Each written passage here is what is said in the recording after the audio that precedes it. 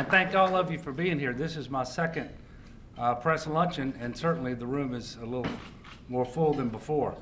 Look, in 12 days, the people of Louisiana are going to vote to put Louisiana first. That is not just my campaign slogan. That's how I'm going to govern the great state of Louisiana. This is certainly not about party. This is about putting the people of Louisiana first again for a change. As your next governor, I'm going to govern in a way that is bipartisan, that is inclusive, that reaches out to people from all over the state, regardless of party, regardless of race, regardless of gender. We're going to sit down and fix our problems because, quite simply, there is no other way to do it.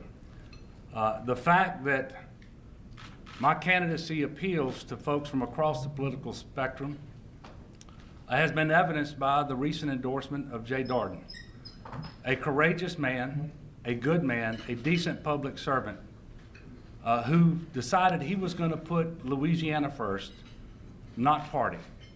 And I was so proud to accept that endorsement because that's exactly how I intend to govern as well. And it's further evidenced by the fact that I have Republican support all over the state of Louisiana, including local government, sheriffs, DAs, parish presidents, and members of the legislature. Certainly, that will not be lost on me as I govern. I will always govern in an attempt to unite, to be a leader, the kind of leader that I have trained to be, the leader that you all need, that the state needs. You know, when I was nominated to West Point and commissioned an Army officer, I was never asked what party I was. And when I stood up in those airplanes at 2 o'clock in the morning to hook up my static line, and it was time for the final equipment check, and my buddy checked my parachute to make sure it was going to open, and I checked his, never one time was the question asked, are you a Democrat or are you a Republican? It was about coming together, getting the mission accomplished. That's exactly what I'm going to do as our next governor, because it is critical. We move this state forward so that our children have more opportunities to stay here and live the American dream. If a child decides they want to go out of state, that's fine. But it is not fine if they say they need to go out of state to get a good education, to get a good job, or to have a rewarding career. So that is what motivates me. After 8 years of failed policies from Bobby Jindal and benign neglect from someone who would rather be in New Hampshire than in Baton Rouge, I will be the leader who puts Louisiana first. And I look forward to your questions.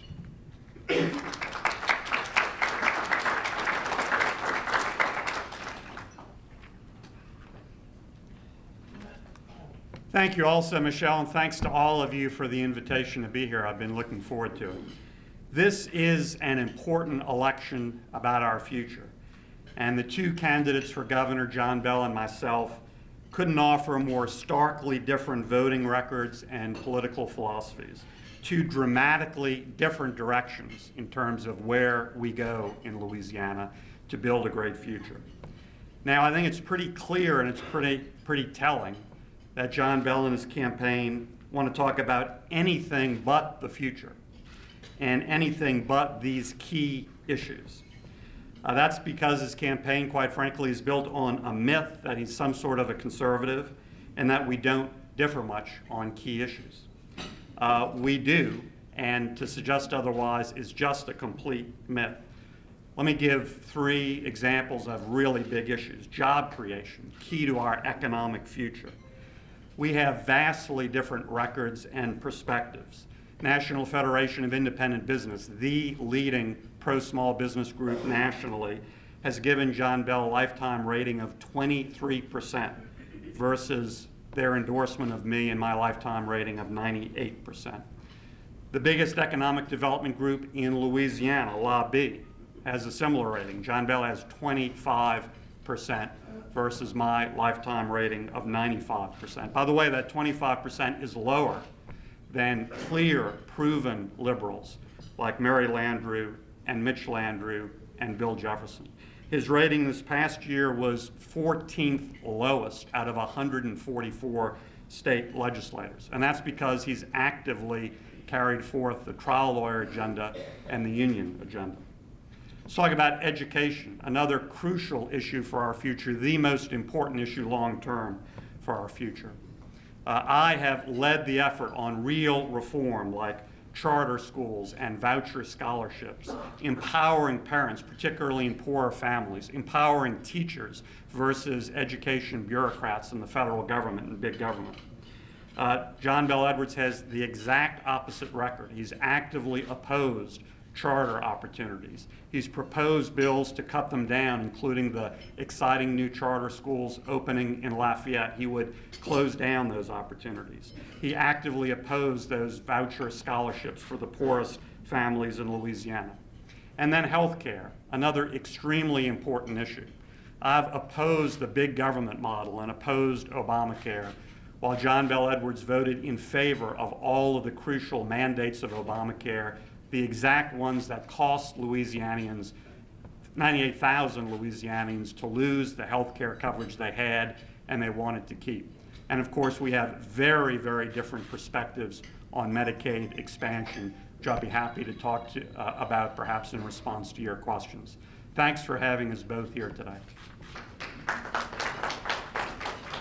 Thank you. The first question, you touched on it a little bit, is Lieutenant Governor Jay Darden's endorsement of a view crossing party lines. Just want to ask both of you, how important was that endorsement and what kind of impact do you think it'll make come November 21st? And you can go first, Senator Vitter.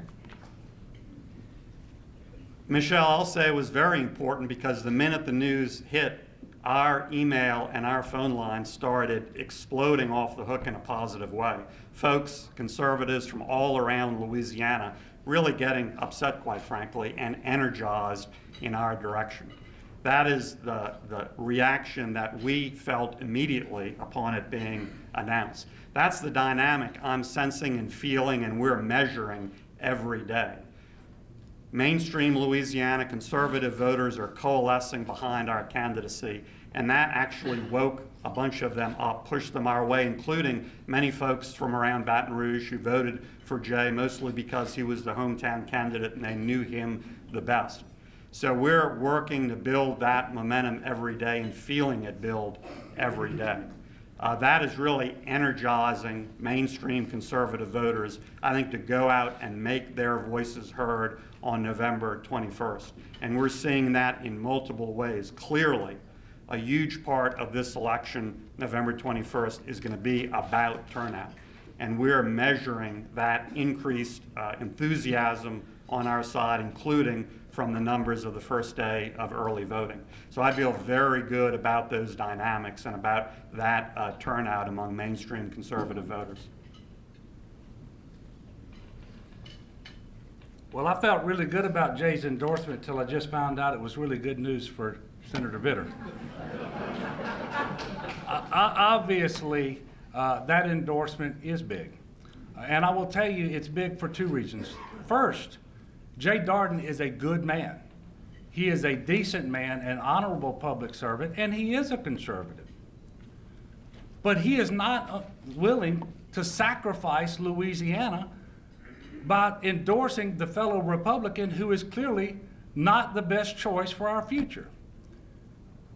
And I thank him for that because that's exactly my philosophy. This isn't about party, it's about Louisiana. And I also want to tell you that it meant a lot to me personally because Jay Darden is my friend. He was my friend before the election, he was my friend during the election, and he is my very, very good friend today.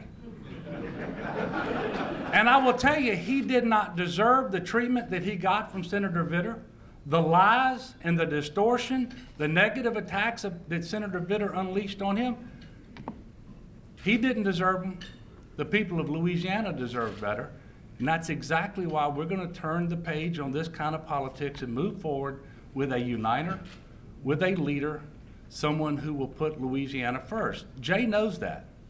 And while I'm at it, I will tell you, Scott Angel is a good person too. And he is a good public servant and a decent man. And he too did not deserve the treatment that he got from Senator Vitter. Thank you.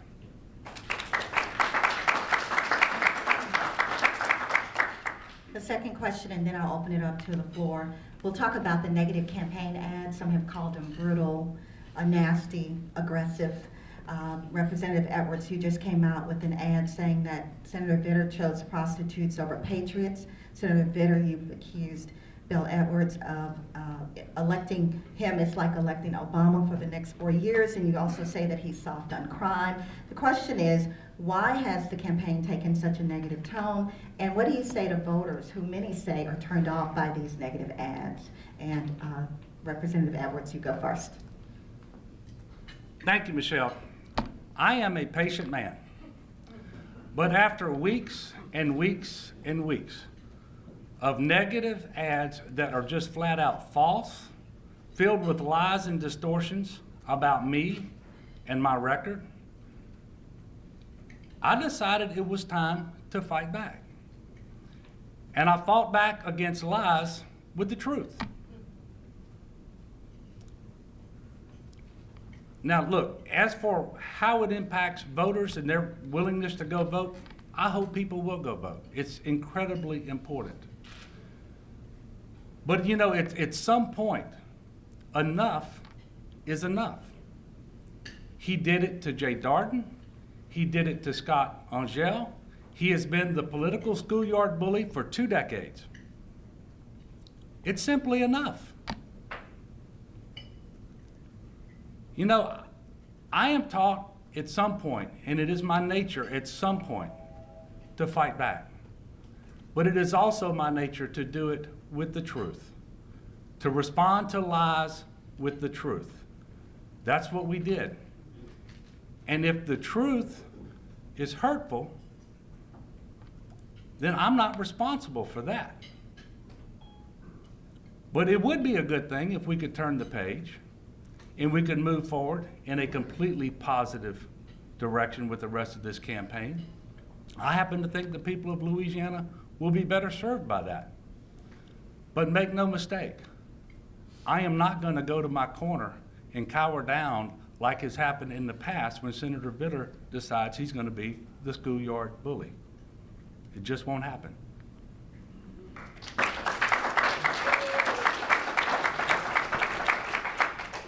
Michelle, let's start with the facts about the negative campaigning. And the cold, hard facts are, since the beginning of this campaign, I've been the target of way more negative campaigning from multiple groups, most associated with John Bell and his campaign than anyone else. In the primary, there were 8 different campaigns and entities that all were campaigning against me in harshly negative ways. 3 significant candidates. Each of those candidates had a super PAC or the state party associated with them, and 2 other independent organizations that were led by trial lawyers and Obama supporters. 8 different entities, all focused on me.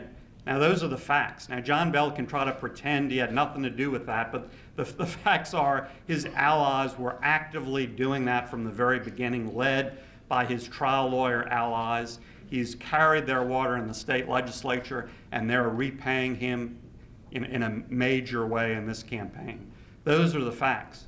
Now, in terms of the current ad, John Bell's new ad has been called despicable and gutter by many unbiased sources. And that's just what they've said in the last few days. I think that is enormously different from me talking about issues, talking about support of the president and support of his policies, all of which is documented, all of which is backed up, and you can go look at the specific documentation at lagovernorfacts.com, lagovernorfacts.com. We'll open it up for questions. Please identify yourself, and can each of you please repeat the questions so that everybody can hear them? What's in the ad is the truth. Did you put prostitutes over patriots as elections? Sabrina, I said some time ago, and I'll be happy to say again as I'm speaking to Louisiana voters right now and on television, I failed my family 15 years ago. Everyone knows that. I've talked very directly about that, and the circumstances of that are very well known. The good news is I asked for and received forgiveness soon after that. And I thank God for that every day. And it was wonderful forgiveness, particularly from Wendy and my family as well as from God. And the further good news is I pledge to the voters of Louisiana to work hard every day to re-earn their trust and confidence. I've tried to do that every single day, and I was certainly honored when they overwhelmingly re-elected me to the U.S. Senate. Now, I know that sincere answer is not going to be good enough for my political opponents, and I know it's not going to be good enough for the great majority in the press. But I'm heartened that it has been good enough to my family. And I'm heartened that as I go around the state, and I do that on numerous occasions, every parish, I have in-person town hall meetings, I have all sorts of other meetings. People come to me with a lot of questions and a lot of concerns about so many issues, but it's not that question and it's not about this. So I am completely focused on our future, how we build a strong, prosperous future, and I'm headed in that positive direction.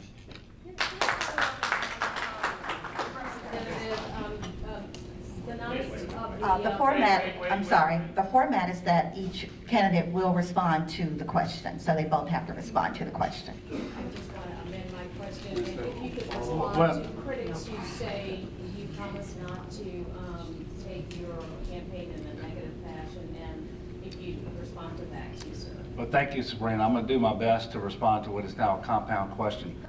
Look, the issue isn't just family, and it isn't just forgiveness. His performance of his public duties were compromised as well. He missed key votes honoring veterans. Here we are. This is a week where we're going to have Veterans Day. And it's not just forgiveness.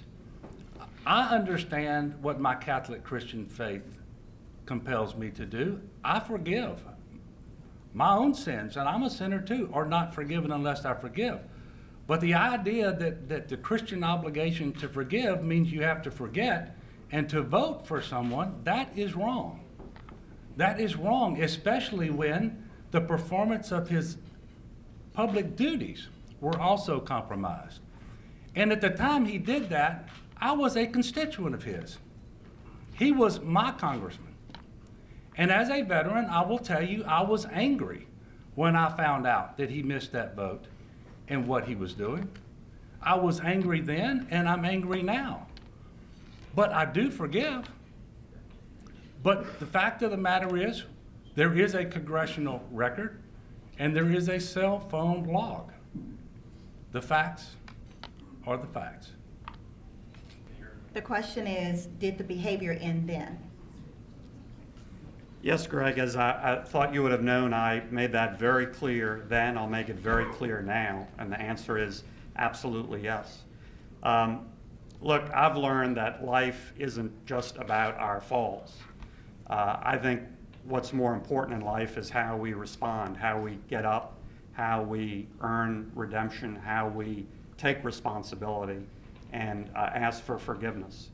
That was the most serious mistake of my life, clearly. But it's also the aftermath of that, how I healed with my family, how I learned from that and grew, was the single most positive experience of my life, absolutely bar none.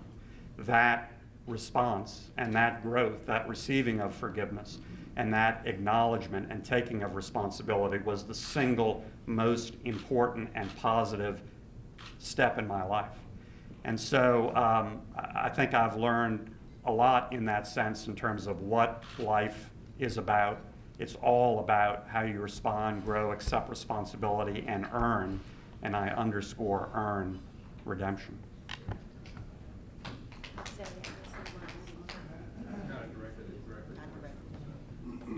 I don't know how to respond to that question based on the question and who it was directed to. Well, I'll just ask you this, then, since it's on the same subject with your ad. You've agreed to amend the ad a little bit to take out the Arlington. We were asked to do that, and I'm going to do that out of respect to the family that asked me to do that. Yeah, we're going to make sure that we respond to legitimate requests like that. It's easy enough to do. It's the right thing to do, and so we're going to do that. Next question. Yeah, Representative Edwards, there was also an issue about you being in the ad wearing your uniform. What about that? Do you think that was out of line? The question is him being in his ad wearing uniform. I will assure you that the concern about the ad had nothing to do with me being in uniform.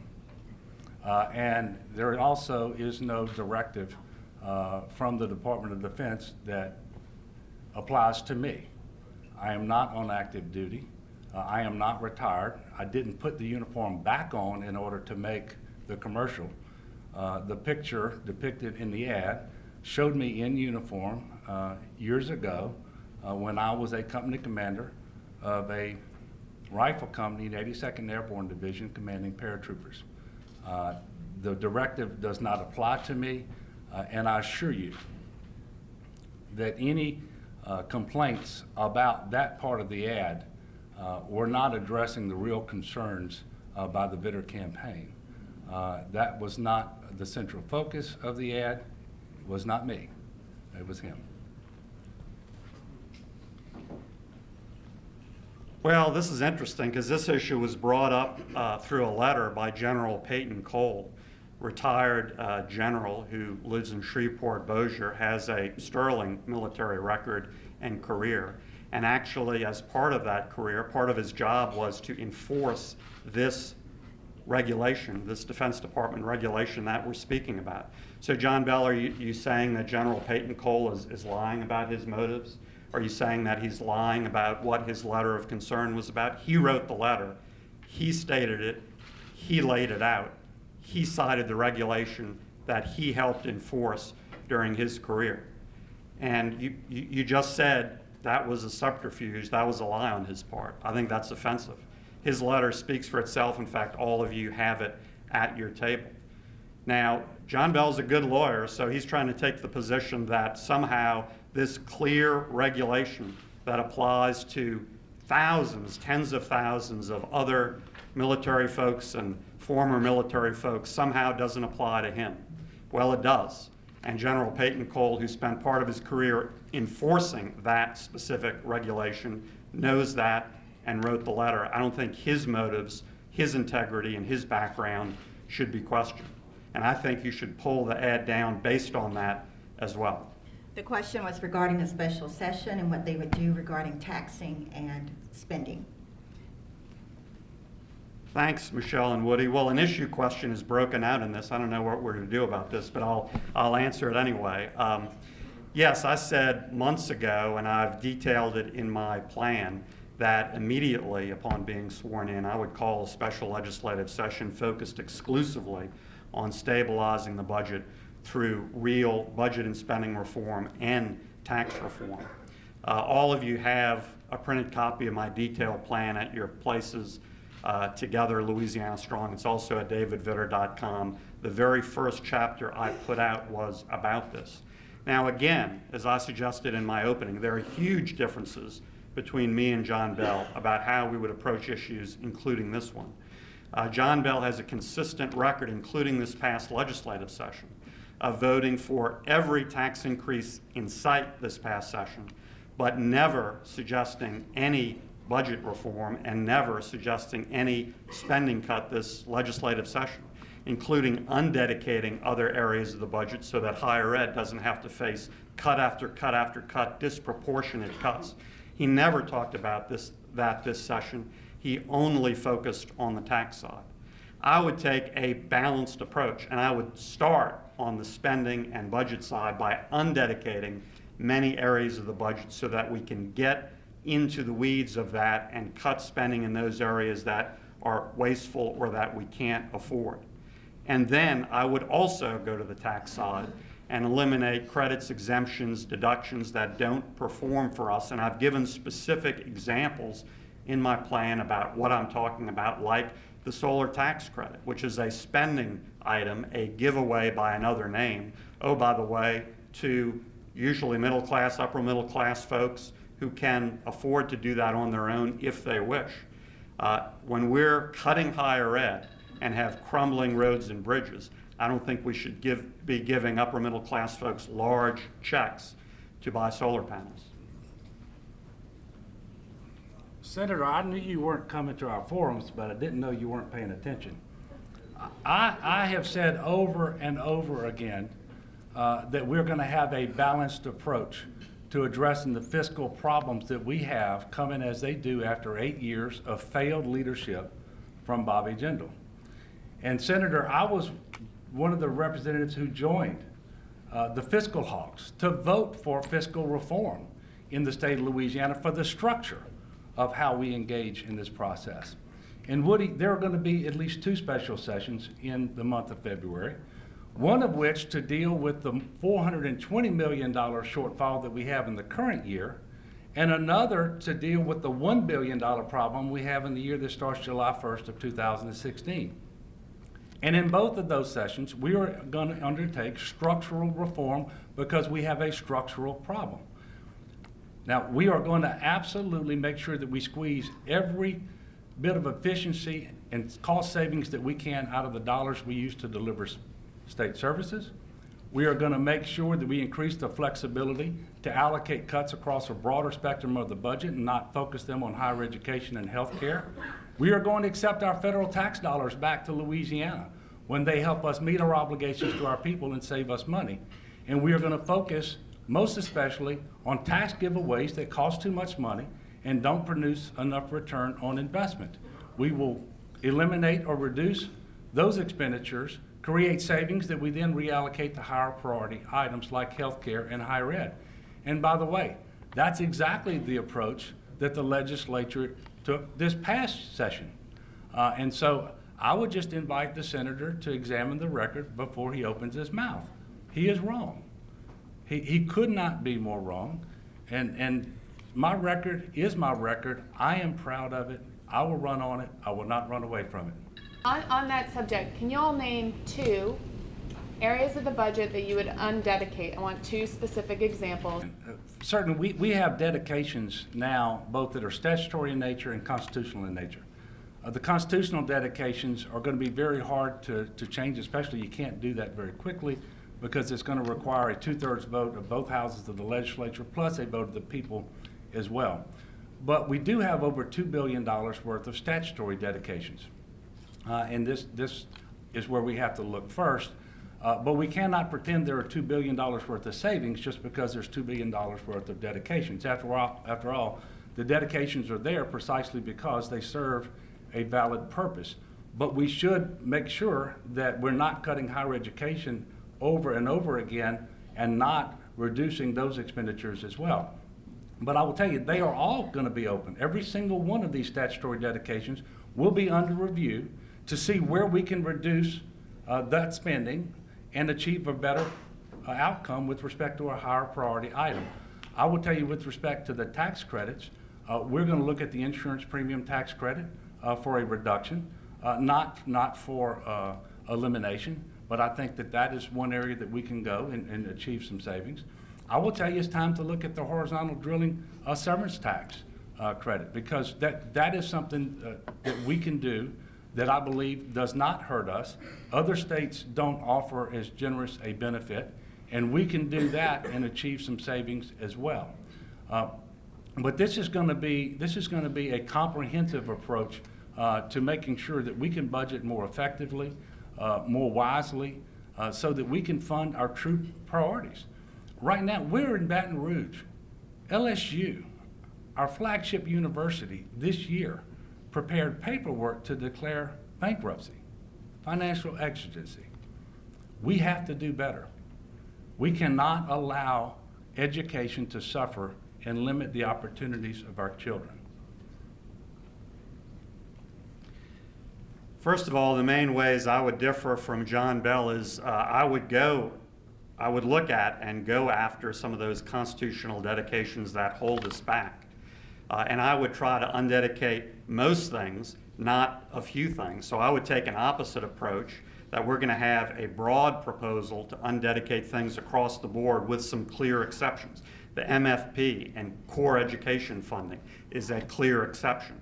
Coastal items is a clear exception. We've done a lot, and I've been involved with our federal delegation to get crucial coastal dollars to the state to start turning the corner in terms of that fight against coastal erosion. That has to be fully dedicated. And then I would increase protections of the Transportation Trust Fund. Last year, only 11 cents of every dollar of that revenue coming out of the so-called Transportation Trust Fund was actually used on roads and bridges, construction and repair. That's ridiculous. So I would take the opposite tack of not just pointing to a few statutory things to change, but making that the rule rather than the exception.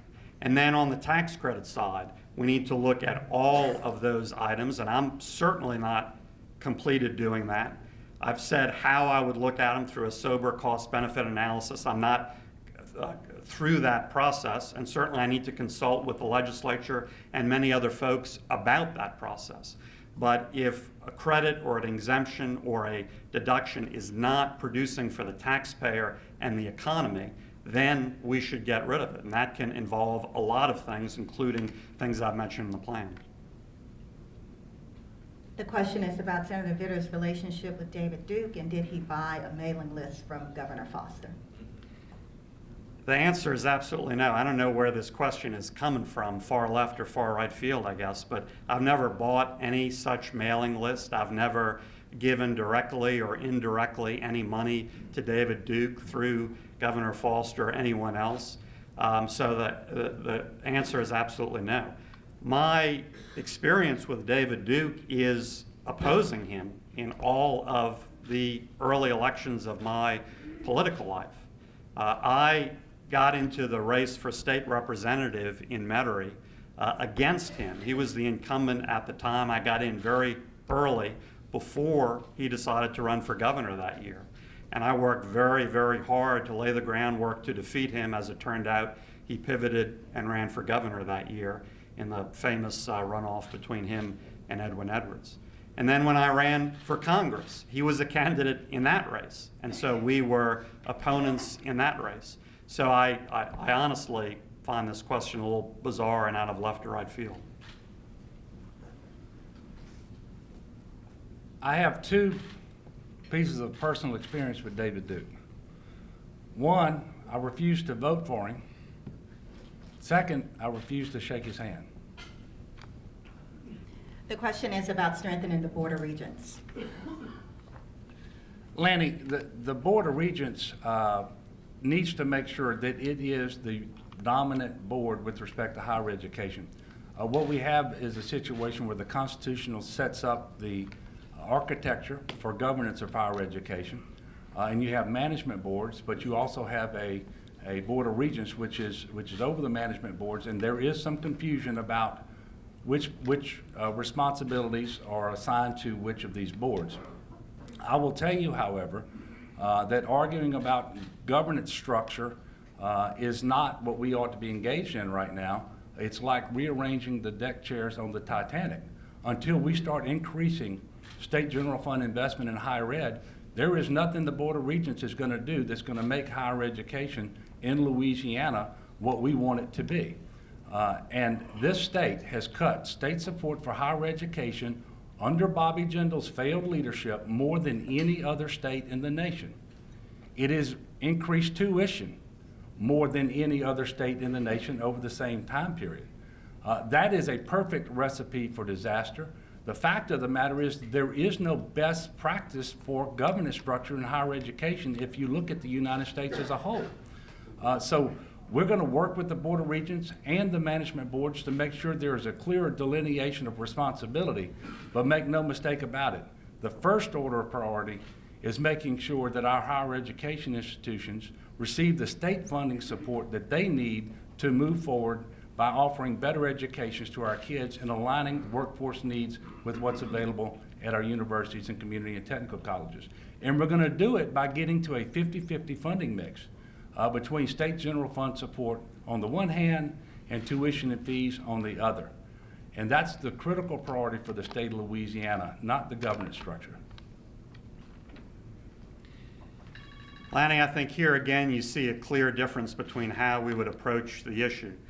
John Bell is completely focused on funding and very little else.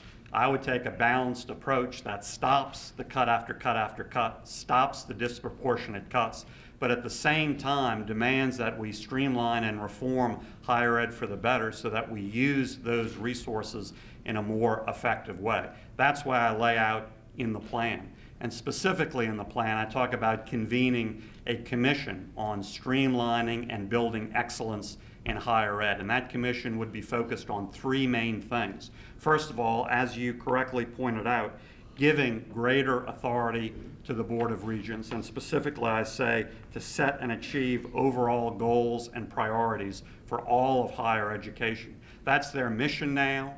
They have little to no enforcement power in pursuing that mission.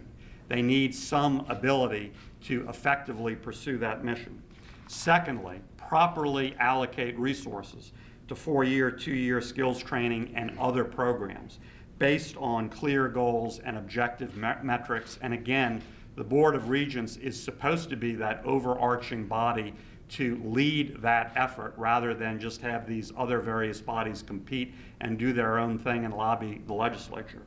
And third, reduce unnecessary duplication and inefficiencies in academic programs and the procurement of services. There are many of these inefficiencies now.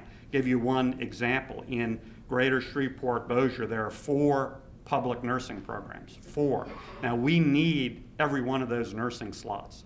Nurses are in short demand, in high demand and short supply.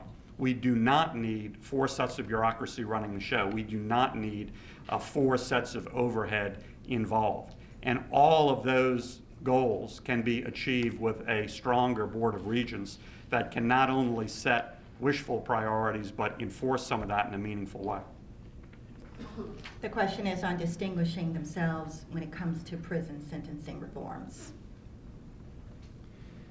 Well, Melinda, I think, again, big differences on this issue, and I think it's pretty clear to distinguish, starting with what I've said in the campaign. John Bell went to Southern University, made a speech, and made a very specific commitment, and used the word pledge, and used a hard number. And he said that, and it's in the record. There is a tape of it. It's all at lagovernorfact.com, lagovernorfacts with an s.com. He said, quote, "My pledge to you," and again, pledge I think is a significant word, "My pledge to you as the next governor is we will be number 2 in the nation in incarceration rates when I'm finished, because it's going to require us to take 5,500 inmates out of our prisons," close quote. I think that pledge was pure political pandering on a very serious issue. And I think using that number and committing to that number is wildly irresponsible, having no idea what that means in terms of the seriousness of offenders, the violations. They're rap sheets, even if they're in for a drug offense. What else have they committed in their past? But take me out of it. Look to some of the experts like the Louisiana DA's Association.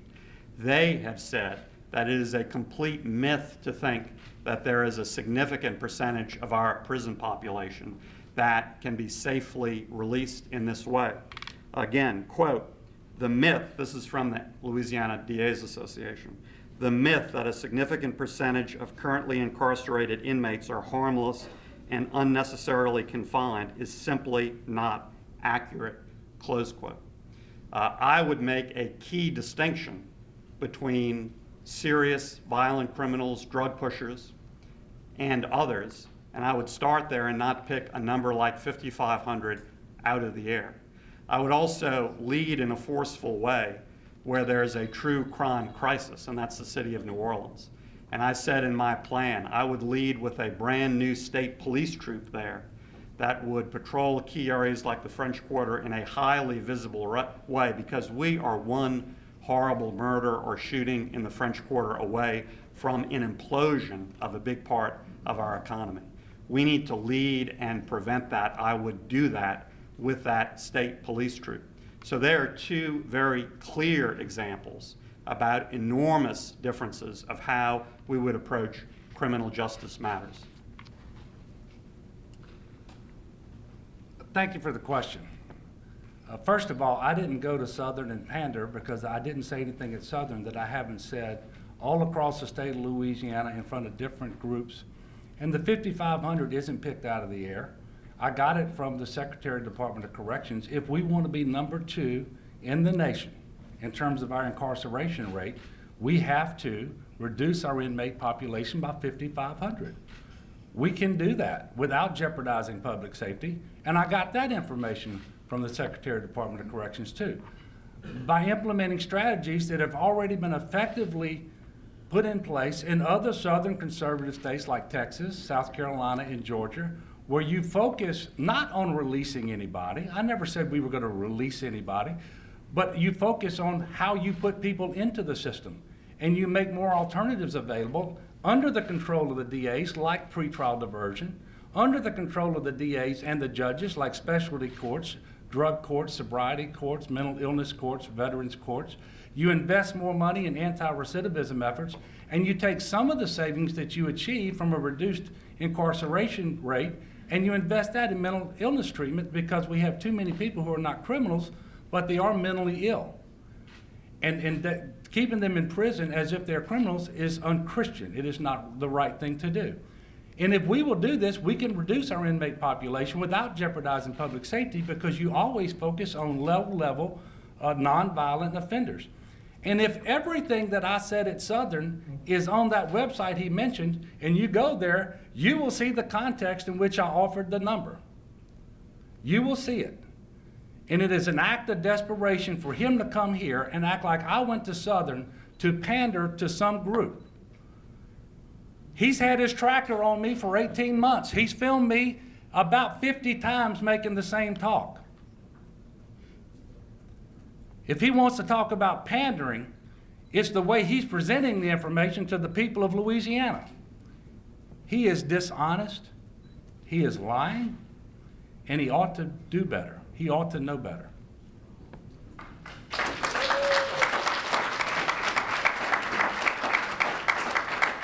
Why doesn't that voting record suggest that you're too liberal for Louisiana and to govern effectively? All right, I'll do Michelle's job. The question is, why would the lobby record and NFIB record not show that I'm too liberal? Because the fact of the matter is that I am a common sense person. I operate in the center of the political spectrum.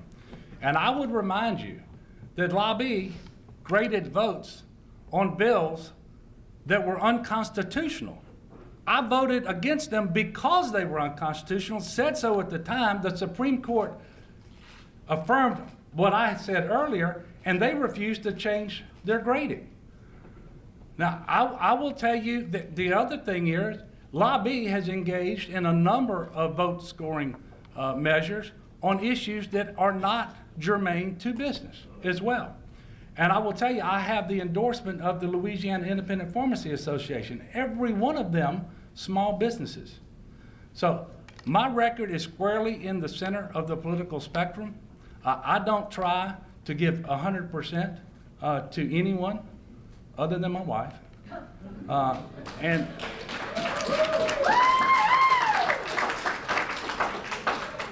But we are going to move forward with me as governor squarely in the political center, because that's where the long-term solutions to our problems are. It's not on the far right, it's not on the far left. And I would also ask you all to understand this. I know that I'm going to be the governor of the entire state of Louisiana. And there are going to be competing interests, and the problem that we have, not the problem, but the goal that we should have is to strike the right balance. I will always sit down with every group, including the NFIB and lobby and any other group, to work with them so that together we can move Louisiana forward.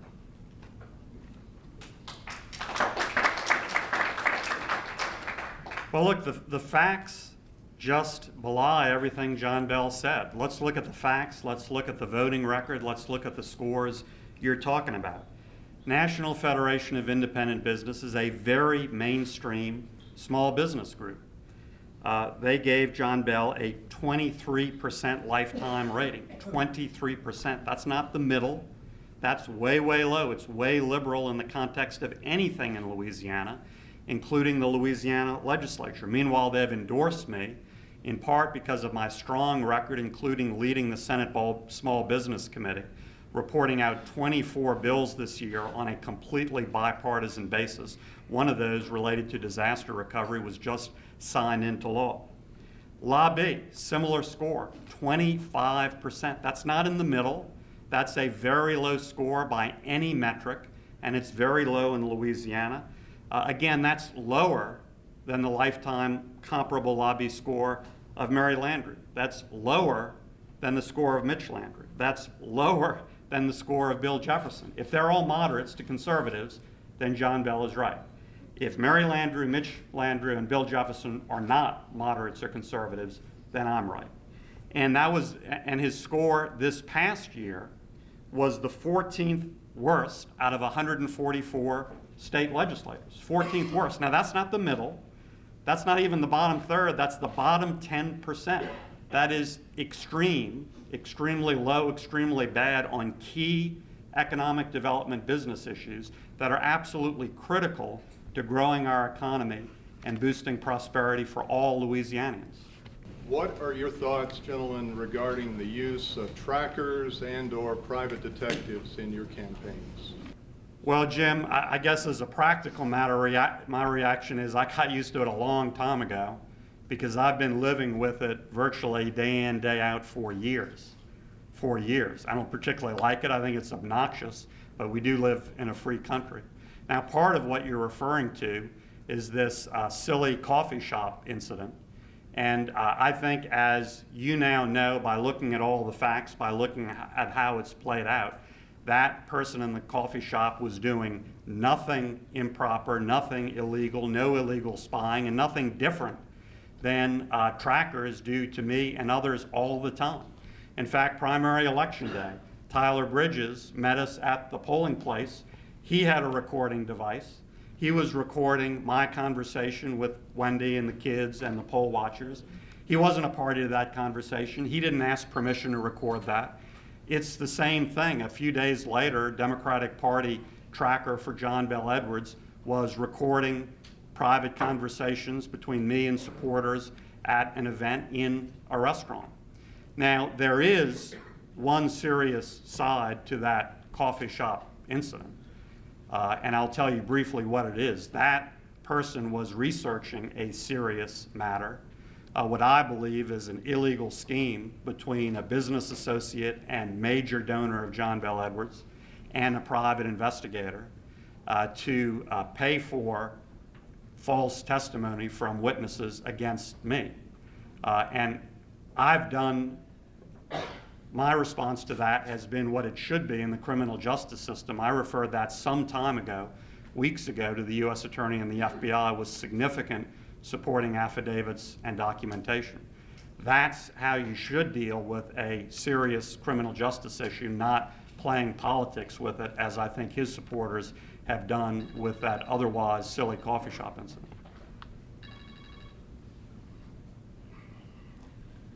A silly coffee shop incident.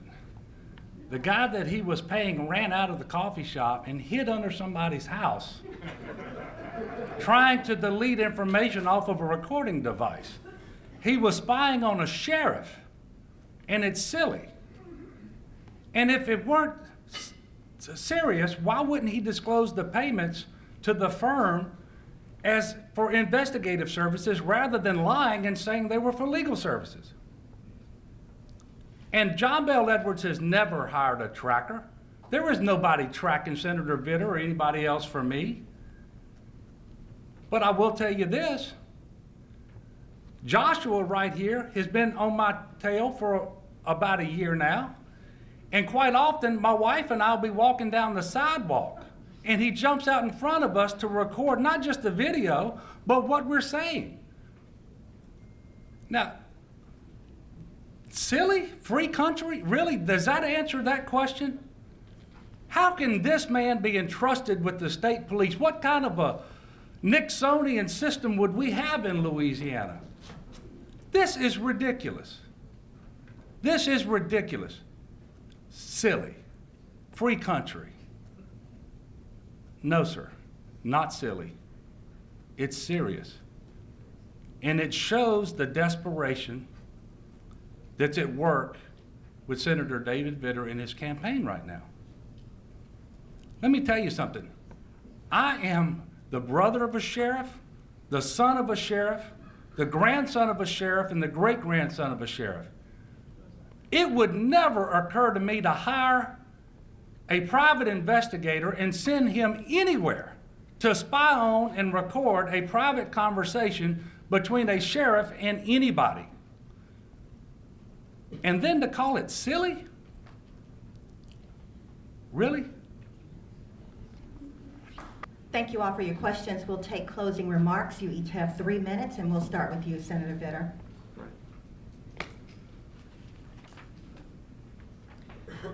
Michelle, thank you, and thanks to all of you for this important forum. Happy to be here.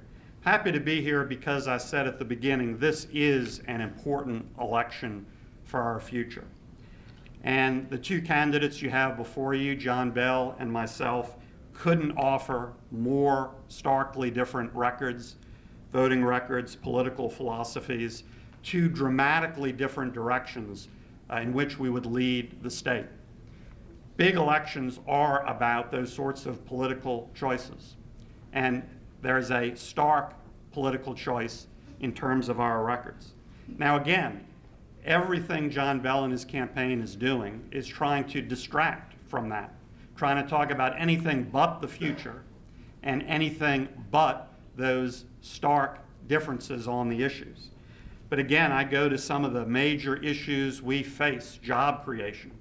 Do we really want somebody who has actively promoted the union and trial lawyer agenda in charge of gaining jobs to Louisiana? Is that going to do the trick? I don't think so. I have a strong record in support of Louisiana small business, in support of the reforms that we need, including litigation reform to grow our economy, to be more like Texas, which has far outpaced us.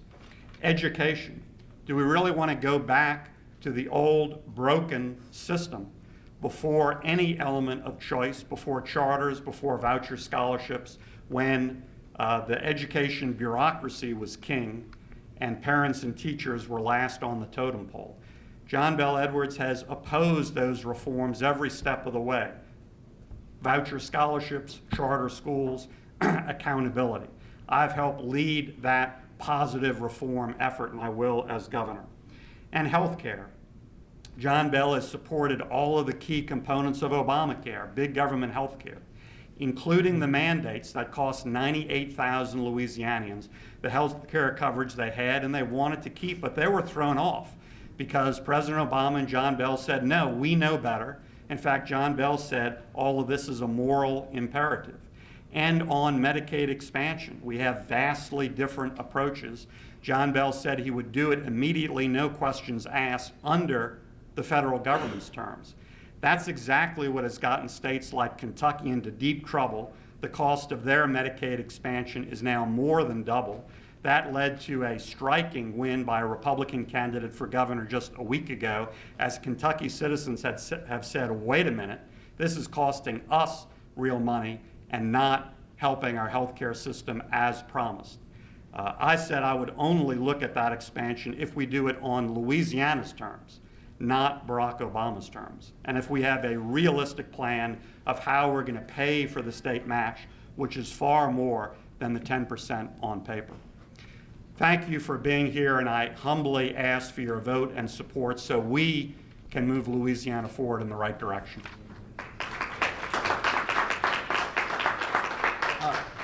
Thank all of you for the opportunity to be here. Senator Vitter said that he and I are dramatically different.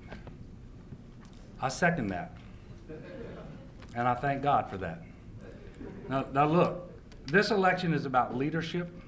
It is about which one of us is best able at this critical point in time, coming as it does after 8 years of failed leadership and disastrous policies with disastrous consequences from Bobby Jindal. Who's going to bring people together to move us forward so that we can improve our state? You know, he talked about charters. Let me tell you something. The only MFP increase on a per-student basis. The only real investment increase since 2008 happened in 2013 because of my leadership. And by the end of this year, there will be $250 million more invested in our classrooms for our kids than Bobby Jindal ever asked for. Because I led an effort bringing Republicans and Democrats and independents together, and we demanded it. And guess what? Those charter schools get the money too. So don't tell me I don't support education and I don't support charter schools, because I do. But I do support local control over education, especially when you have a local school board that is doing a good job as measured by our accountability system. That is my record. I will not run from it. I also take an oath not to vote for something that I believe to be unconstitutional. So yes, I voted against the voucher bill. It was unconstitutional. It was my duty to do that. I don't hide from that either. Now, it's time that we restore some common sense and compassion to the governor's office, that we have a governor of all the people whose goal is to bring us together, not obstruct, not divide, but to move forward together. I will tell you that of the two of us, I am best positioned to do that. It is my record of doing things like that. It is my record in the legislature, working across the aisle with all parties to advance the common interest, not the self-interest like Bobby Jindal's been doing, but the common interest. I'm very proud to be able to tell you that I've got the Sheriff's Association endorsement, Jay Darden's endorsement, the Louisiana Independent Pharmacy's endorsement, and the endorsement from countless elected officials around the state of Louisiana, many of whom are Republicans, because they know that this election is too critical, the stakes are too high. We cannot have someone who comes from a dysfunctional Washington, D.C. political environment and bring that added dysfunction to Baton Rouge. It doesn't work. Division has never educated a child. It's never paved a road. It has never provided health care. And speaking of health care, he can't name you one Affordable Care Act mandate that I've supported, because it's not been the job in the legislature of Louisiana for us to do that. But I do support the Medicaid expansion because it is right for our state, and the most conservative thing we can do is bring our tax dollars home and make them work for us instead of supporting the working poor of 30 other states so that their hospitals, doctors, and clinics get that reimbursement while ours go without. Yes, I'm for the Medicaid expansion. It's the right thing to do. It's putting Louisiana first. Thank you.